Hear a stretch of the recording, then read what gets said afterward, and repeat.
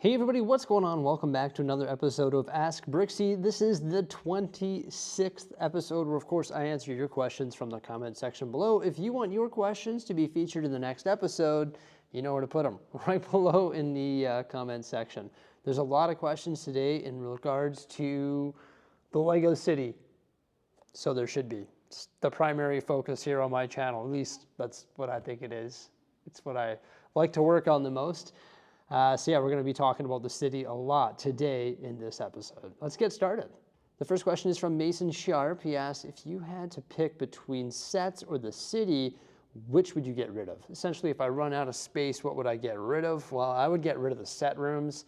We have 2 rooms dedicated to hosting sets. And if we ever ran out of space on the city table, the diorama table here, the diorama surface that I have in the Star Wars room, and the surface that I have upstairs that I could technically allocate to dioramas, I would start getting rid of sets and I would just build more city. I honestly don't think we'll ever get to that point. I don't think we'll ever run out of space in the city to that degree that I'm actually like, oh, I'm going to get rid of all of these sets. But the other thing is too, is if I got rid of all the sets, it would provide the financials for building an epic city. So we could flip all the sets and we could convert them into things to build the city. So there's definitely that option, but I don't think I'll ever run into that situation. I hope not. Project Rena has a question in regards to space as well, and this would be something crazy, and it is an option if we do eventually run out of space. Question I've been thinking about for a while, the height of the warehouse. I know it'd be a huge project, and I know having an open space is amazing, but the height above the Lego City, could you fit a second floor over it? So we do have the mezzanine space, and we would be able to extend that mezzanine space probably to the garage door tracks. It would be a massive construction project that would pretty much require me to move the entire city or to move it to the back half so that we could like tarp all the Lego and then do this massive construction of extending the mezzanine. Plus there would be like a bunch of permits involved and just like a bunch of structural changes. But it's for sure an option. I don't think I'll ever be willing to take on that project. I think it would just be an absolute nightmare. So it is definitely doable. We could extend the mezzanine space all the way to the midsection there, but the logistics behind that is just overwhelming. A quick one here from Canuck Tunes. My girlfriend and I just got back into Lego. We were watching a video of yours from searching and saw the 1x1 map and said to each other, is that the pin on Edmonton? Yes, it is. Mark Small has a quick question here. What theme of minifigures do you wish Lego would introduce? The one that everybody wants, Star Wars. I think they should do a Star Wars CMF line. I don't think they could do it because I think Hasbro has the license for individually packaged Star Wars action figures. I think they're the only ones that could do that. I don't know where I heard that, but I heard it somewhere. And I think that's still the case. That's probably why we haven't got Lego Star Wars CMFs. Don't mark my words on that though. It's just like in my brain. Somebody said that once upon a time. I'm not too sure if it's true. I'm pretty sure it is though. This gentleman's been following since 2020. Well, thank you so much. He's just wondering if we're gonna add any types of vertical space to the Lego City rather than mountains, like skyscrapers and stuff like that. I have expanded the brick bank in the Grand Emporium and also the corner garage, so we've added some height to some buildings. I am experimenting with other raised platforms and other mountains. We're adding a lot of height in the countryside and also to the winter village as well. So I am experimenting with different heights within the landscape, but I can't say that I'm going to get into building more skyscrapers. The skyscrapers within Pop Culture Street are already pretty tall. I don't know if I'm going to be going any higher than that. So other than the mountains and stuff, that's probably it at this point. Splay Elf has another question in regards to height, but this one has more so to do with volcanoes. He says, you should add a volcano on the mountain and it's being maintained by minifigures. That is a great idea. When I was in Bill in Denmark, there was the Lego house there. They have like an incredible volcano diorama that's actually like half Lego system, like your typical Lego elements, and the back half or backside is all Duplo. It is crazy. It is so cool. And it's like all lit up and everything. It is neat. Maybe when I build a mountain, I could very easily turn one into a volcano. It's definitely an idea. It'd be exactly like building a river, but rather than blue and translight blue, it would be red, like lava, red and orange. That'd be cool. Brick It Neat, have you ever thought more about using under the mountains as different cave options? Like in the subway, a Ninja Turtle scene, a bat cave, maybe even near the Snow White and the Seven Dwarfs mining the foothills. I like the Snow White and the Seven Dwarfs idea, some sort of mine in there. I have done that a little bit in some of my previous mocks. Like I built a cave. The problem was I never took the lid off the cave to see those details within. I do have a Ninjago cave that I've started building. It hasn't had any details on the exterior yet or in the interior, but there is that cave there. But I think it's a good idea. Right now I've just got so many projects on the go, and I think I've been sort of ridiculed for that. So for me to continue to commit to more projects, it's a bit overbearing at this point. I think before adding more ideas like a bat cave or a subway or Ninja Turtle scene or whatever it may be, I just need to focus on what I already have going on in the Lego city. But I love the idea. There's definitely potential for that. That's why it's nice using wood structures. There's a lot of things that I could do. I'm not going to commit to anything at this point, although I do like this next idea. And it's from Paul TK. Would you consider building a secret Santa's workshop underneath the Winter Village platforms that can be seen when you walk around the perimeter? That is fantastic because the backside of the Winter Village platform is going to be wide open. So you're going to have good visibility back there. So that would be like the perfect spot for adding details underneath like a mountain or a Winter Village. That is like the perfect idea. So yeah, I want to run with that. But when is that going to happen? I have no idea. I don't even know if I can commit to that like this holiday season. Like I can't even say that I'm going to do that here for the Winter Village in 2025. I just don't want to overcommit to anything at this point because I've overcommitted too much already, and I'm already struggling with having the work-life balance and also the custom Lego city balance and the Lego set review balance. It's like impossible. I'm juggling too many things right now. Which brings us to our next comment/question here from Christopher Hayward. How did you keep a work-life balance while starting your channel with consistency? When I first started my channel, it was pretty easy because I did it really casually. It was pretty casual at that point. I wasn't really worried about consistency of uploading, but when I started to approach the time where I was gonna go full-time, that's when the work-life balance was non-existent. It was essentially work all the time. I would work my job 6 days a week, and then when I got off from work, I would go do my YouTube videos, and on the day that I had off, I would do my YouTube videos. There was no life. It was just work, to be honest with you. And then when I got to full-time in 2020, it was just like all out work, but it was fun work. It was all like YouTube and Lego stuff. That's when I live streamed like once or twice a day for, I don't know, 2 years straight.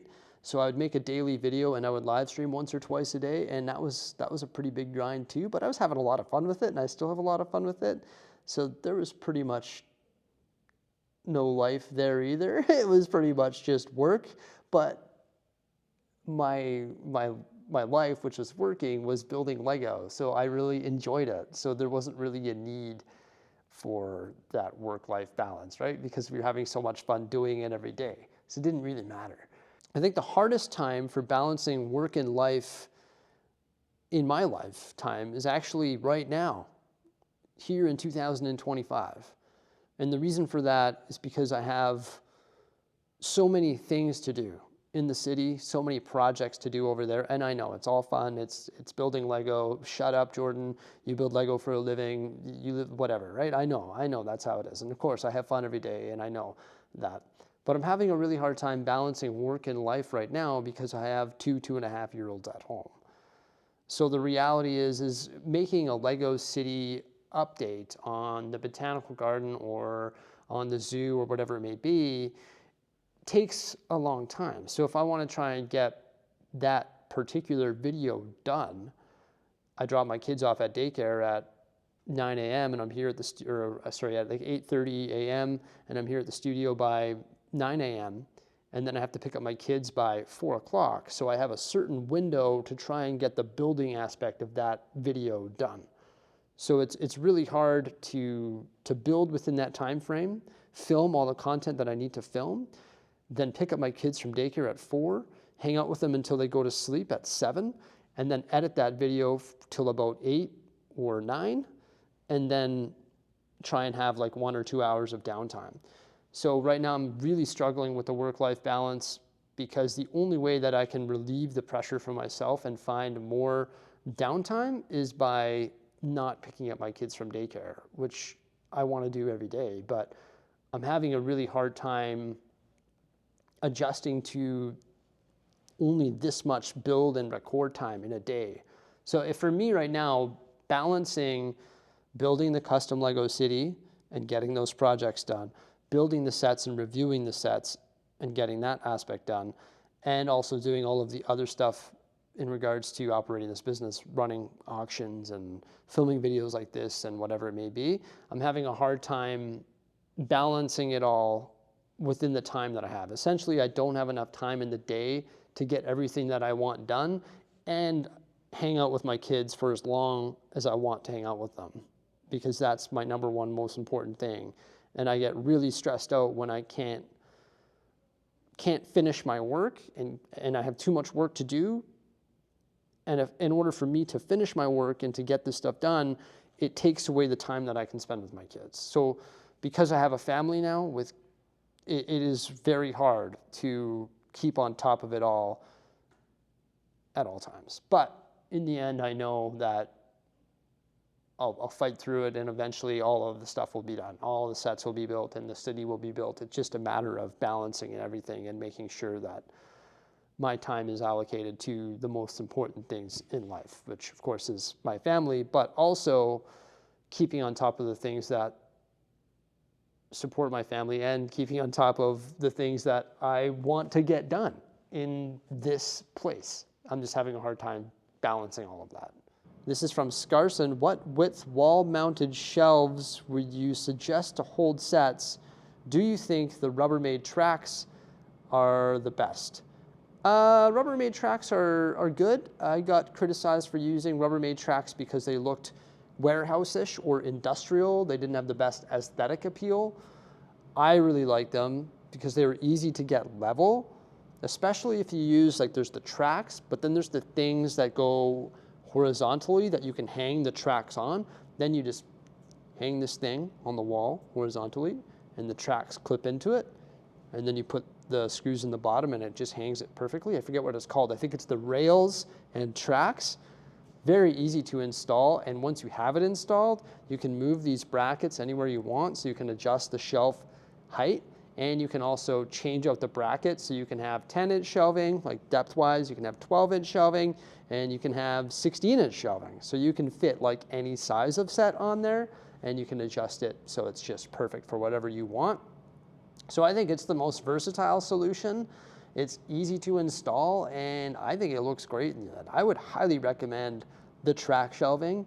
If you don't have like a whole lot of space to work with, or you want a versatile system, it is great. And it's also relatively affordable. For the length of it, just use whatever length you need. You just go to Home Depot or Lowe's or whatever it is, and you can buy the shelving board right from them. And I think it comes in 8 or 6 foot lengths, just whatever you need. It is a great system though. I'd highly recommend it. I don't have any displays of it here in the studio, but I had it in the old place. It was around, well, in my basement. It was around the Lego City up top, and it was also by my parts system. And it was in the other old place as well.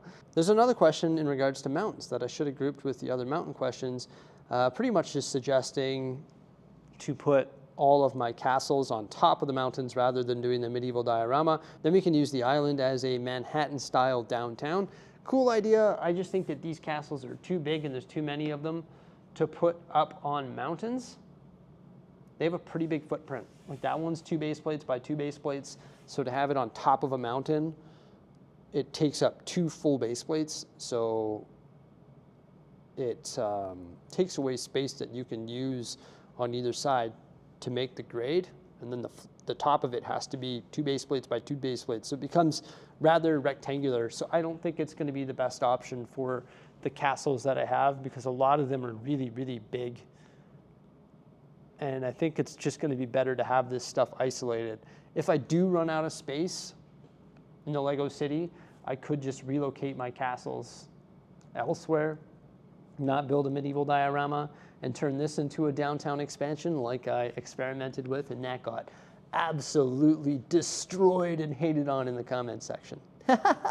Lesson learned, I'll never test anything like that again. But yeah, I think we've come a long way since that video. But yeah, it would be cool to have castles up on the mountaintops, but I just don't think it's doable with the castles that I have. But maybe I could put like 1 or 2 in there.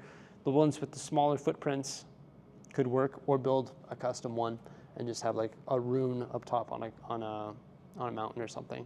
So yeah, it's a good idea, and maybe we'll run with it, but not with the current castles that I have built. JHKS72 says, Bricksie, you are making that deep sea scenery. Is there a think tank moment for mining scenery, maybe to make Subway or like Indiana Jones treasure scene, or different table like Jurassic Park? All good ideas, not going to overcommit to anything. I do have that shelving that runs the entire perimeter of the table with the train passing through it. Eventually I want to make those all dioramas with a lot of the different ideas that you're suggesting there. One thing at a time, one day at a time here in the studio. Steven Vandergraaf, do you think Lego should follow steps to other brands that print their bricks instead of stickers, and maybe even add lighting systems to their modular sets like FO does? I don't even know what FO is. Should Lego do more printed pieces? Yes, in some cases. I think any part that gets a sticker on it that could potentially be used in another set should for sure be printed. Or if it's something that's like a no-brainer that should be printed, like quote tiles, the Indiana Jones diorama didn't get a print for that. Or stickers that are conjoining should be printed. I don't think we should say every single piece should be printed. I think that's a little bit of a far reach. Lego did release their numbers and they made a pretty good amount of profit in 2024, and I'm assuming they're going to continue to make profit. But I think their prices are already high enough, and I think if we get all printed elements, then the prices will go even higher. For example, if they did an all print Speed Champions, the price would just be like way up there, and it just wouldn't be worth buying Speed Champions, and they wouldn't sell enough of them to justify the all print inflated price. Personally, I don't think Lego's going to say, okay, you know what, we're going to give you all print and we're not going to change our price. That's definitely not something that Lego is going to do for us. So I don't think they'll ever move toward all print. In regards to lighting kits, I've always said that they should have their own lighting system, but I don't think that's something that Lego is going to do, for the simple fact that lighting is not for everybody. Lighting is sort of an annoying process. Give it to you straight. Have you ever installed a lighting kit? It is annoying. I hate doing it. The new Light by Bricks 2.0 kits with the flat wires that are cut to specific lengths for the set, those ones are pretty legendary. Those are pretty easy to install. But I don't think Lego is going to do it, for the simple fact that they are really hard to install. They're not for everybody. And Lego has come a long way in making their sets very simplistic to put together. That's why when you have a 2,000 piece set, sometimes there'll be 20 bags. You dump out the 100 pieces, it's so easy to find the parts that you're looking for, and you bang that thing together so quickly. I think they've really moved into the simplicity of building, and they've attracted a new audience and have appealed to a broader audience because their sets are so easy to put together. I remember back in the day when you opened up Volkswagen T1 camper van and there was no numbered bags, or you go try to put an old school set together and the instructions are really hard to follow because nothing's outlined, and you've got to like look at this picture and try and find out what has changed from the last picture, and there's no picking your parts, and it's sort of difficult to put some of these together. Or you open up London Tower Bridge and once again, huge piece count, no numbered bags, and it was sort of a nuisance to put together. Not really a nuisance, it's still enjoyable, but I could see that being a turnoff for a lot of people. Like, oh man, that was annoying. I never want to do that again. Like if my mom picked up a set and she had to do that, she'd be like, I'm not doing that again. But now that there's so few parts per bag, it's so easy to put these sets together. It's so simplistic. It's going to appeal to a wider demographic. And light kits are so challenging to put into sets, and I don't think there's a way to make it more simple than Light My Bricks 2.0 has. So for that reason, I don't think LEGO will ever do it. They'll just leave it to the secondary market type companies. Would you ever consider building the first 3 modular buildings using alternate parts? I made a greengrocer last year and it was cost effective. When you put against the real thing on eBay, it actually looks better in place because you use sand green masonry bricks. 100%, I've considered doing that. I know you can part these sets out on Bricklink. I've actually showed examples of this. Use the part out function and then you substitute all of the expensive retired parts with parts that are currently in production or a lot cheaper, and you can part out a cafe corner. I think it was for like 300 Canadian, something like that. That was a long time ago that I did that experiment, but there's lots of different sets that you can do that with, and you can use the part out function, substitute all of the rare parts or retired windows that are hard to find with new windows, and you can get them for a reasonable price. At this point, my city is bursting at the seams. No, it's not. There's lots of space over there, and as I demonstrated with my crazy idea of changing this up, we've got lots of space in the city, and it's ridiculous how much space is over there. But I think I'm going to try and focus on doing other things. I've got so many projects on the go with modular buildings that I want to double up, like the X Mansion and the Chinese restaurant, like the Lunar New Year set, and I want to start building some more custom stuff like the university facade, etc. So at this point, I'm probably not going to do that, but I know it's definitely doable for a reasonable price. So this question here, it's quite long, but essentially they're asking me if I use the Brickset catalog and what is my oldest set. Yes, I do use the Brickset catalog, and I have Magisto's Tower from 1994, the tipper truck from 1974, and the warehouse from 1968 with the original box. You have a lot of bins to sort. Why don't you do that instead of buying pieces? Maybe you find the pieces that you can use. I know it's a lot of work. I was just wondering about that. Love the work you and Jose put into the city. So why do I still order pieces even though I have a lot of stuff to sort? The reason I do that is because the pieces that I order, I know they're not in those bins. Because I have gone through those bins countless times searching for 1x gray tile or 1x dark gray tile or whatever it is that I need. Generally, when a part bin runs out of parts, I'm like, oh no, I'm out of these parts. I'll go through there and I'll scour and I'll pull out all of the green slopes that I'm looking for, all the gray tiles that I'm looking for, and I'll scour through there and I'll pull them all out before I place an order. So most of those bins have been scoured through, and like all of the parts that I need have been salvaged out of there.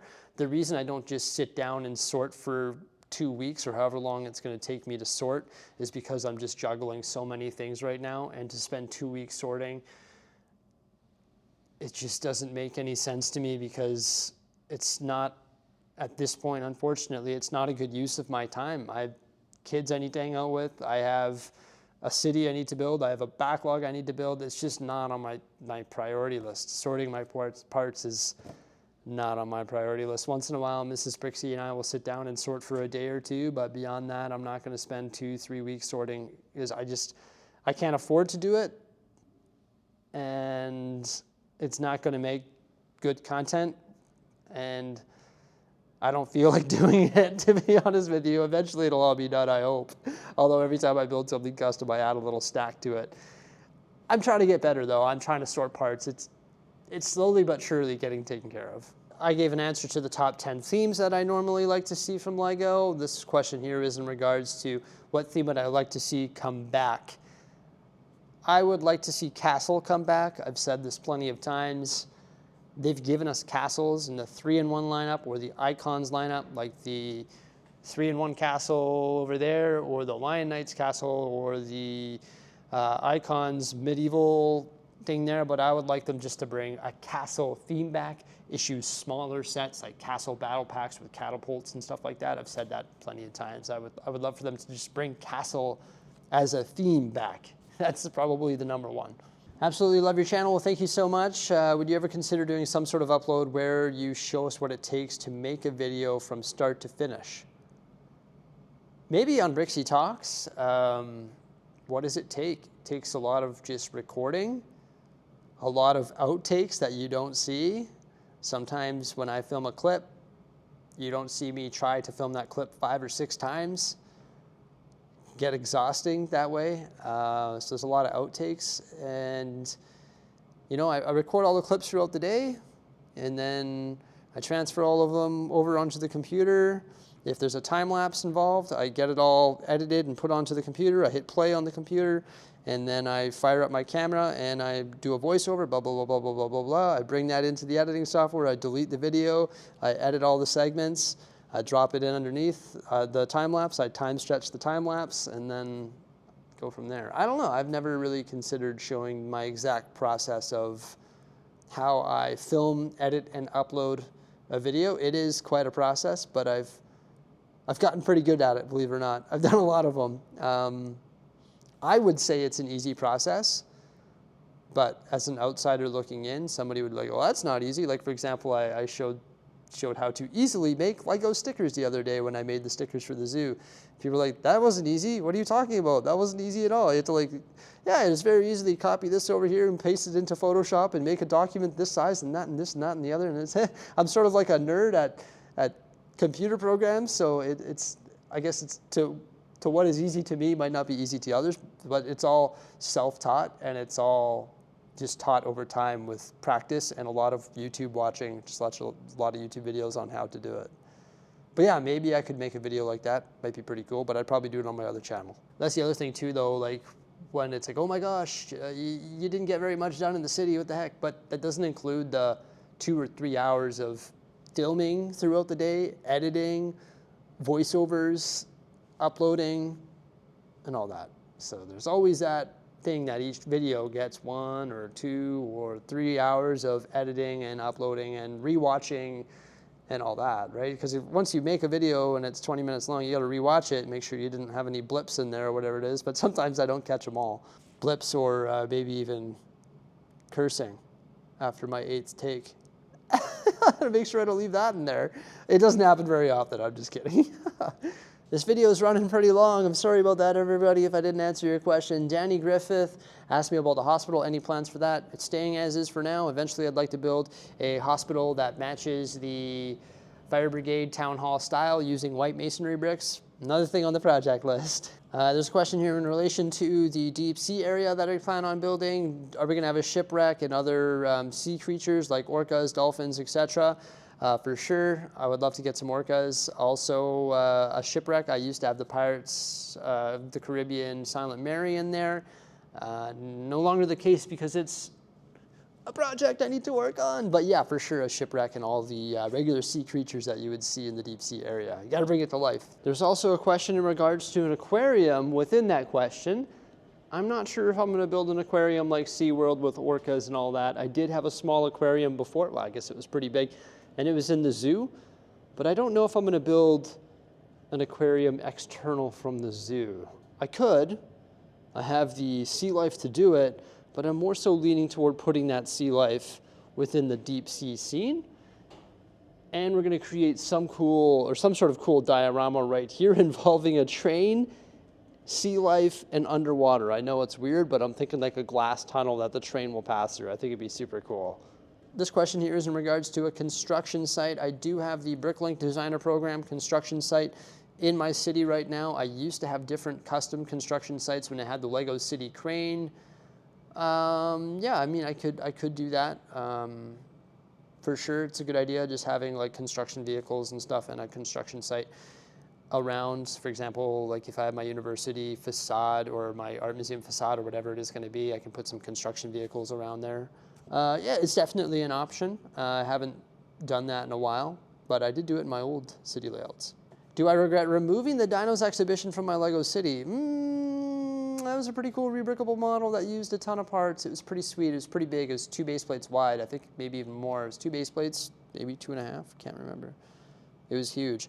But I took the parts from that and I built a couple other things. I think a couple Winter Village little mini modular buildings. Plus I've got those parts in my inventory. Maybe it'd be nice to have back. Could always rebuild it, I guess. I destroyed it because I needed space when we were in the basement. Now we have a lot of space, so yeah, maybe I regret doing that, maybe.